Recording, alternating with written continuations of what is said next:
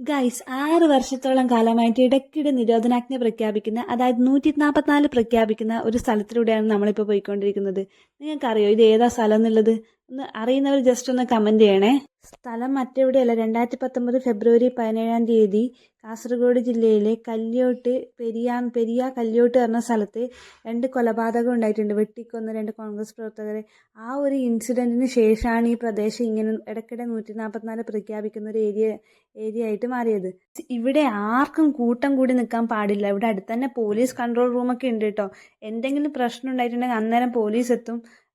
അതിൻ്റെ സേഫ്റ്റിയുടെ കാര്യത്തിലൊക്കെ ഓക്കെയാണ്.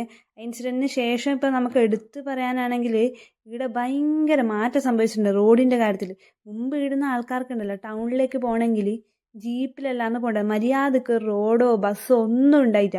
പക്ഷേ ഇപ്പോൾ റോഡൊക്കെ നല്ല അടിപൊളിയാക്കി വെച്ചിട്ടുണ്ട്. പക്ഷെ എന്തൊക്കെ വന്നെന്ന് പറഞ്ഞാലും നാട്ടാരെ മുന്നിൽ വെച്ചിട്ടാണ് 2 യുവാക്കളെ കുത്തിക്കൊന്നത്. ആ ഒരു ഇൻസിഡൻറ്റ് എപ്പോഴും അവർക്കൊരു പേടി സ്വപ്നമായിട്ട് തന്നെ ഉണ്ടാവും. ഇനി അങ്ങനെ ഒരു രാഷ്ട്രീയ കൊലപാതകം ഉണ്ടാവാതിരിക്കാൻ വേണ്ടി നമുക്ക് പ്രാർത്ഥിക്കാം.